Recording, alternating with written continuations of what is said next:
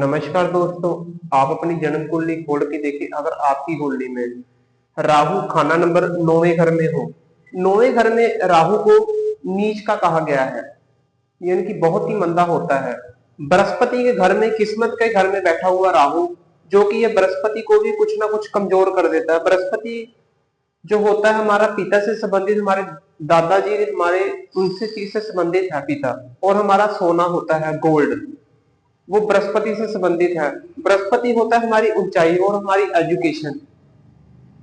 तो अगर राहु 9वें घर में हो, बृहस्पति के घर में, बृहस्पति का साथ में या बृहस्पति के घर में हो राहु, तो राहु का फल मंदा हो जाता है और बृहस्पति का भी फल मंदा कर देता है। यानी कि पिता का फल, दोनों की आपस में दोनों बहुत ही गहरे शत्रु हैं, बृहस्पति और राहु।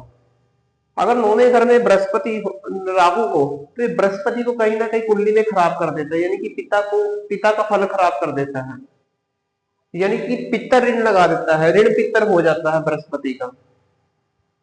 तो ऐसी स्थिति में बृहस्पति का उपाय करना बहुत ही जरूरी होता है कुंडली के अंदर, तभी राहु ठीक फल देता है।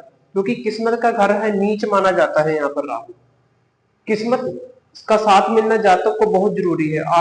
आज के इस टाइम में किस्मत का साथ मिलना बहुत जरूरी है। और किस्मत के घर में ही राहु बैठना, बृहस्पति के घर में जो ऊंचाइयों का कारक होता है बृहस्पति, हमारा एजुकेशन, शिक्षा, हमारे पिता, हमारा सोना, ये चीज होती है बृहस्पति।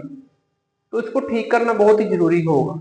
अगर आपकी कुंडली में राहु खान नंबर 9 में हो तो पहली बात तो ये, ऐसा जातक अधर्मी होगा। यानी कि अधर्मी का मतलब ये है कि ऐसा जातक धर्म करने वाला नहीं होगा, धर्म कर्म करने वाला नहीं होगा। तो इसको ठीक करना, क्योंकि बृहस्पति यहाँ पर मंदा हो गया ना, यहाँ पर नीच का बैठ गया, बृहस्पति को कहीं ना कहीं डैमेज कर देगा। बृहस्पति हमारा धार्मिक चीजों से जुड़ा हुआ है, जैसे मंदिर, गुरुद्वारा, जो चीजें हैं धार्मिक चीजें, उनसे यह कटा कटा रहेगा अगर 9वें घर में राहु हो तो।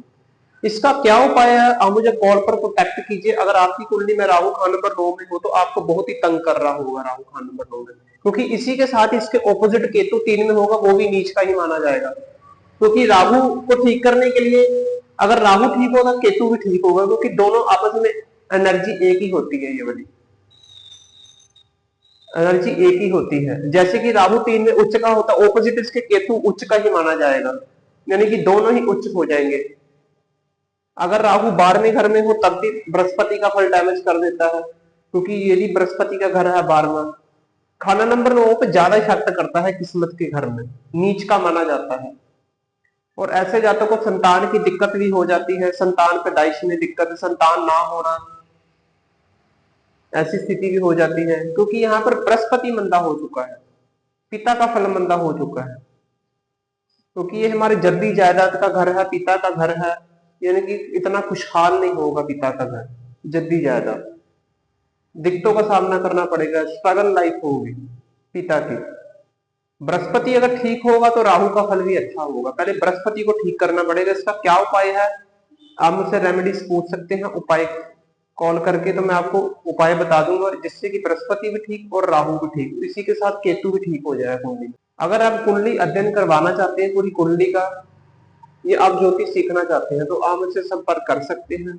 नमस्कार।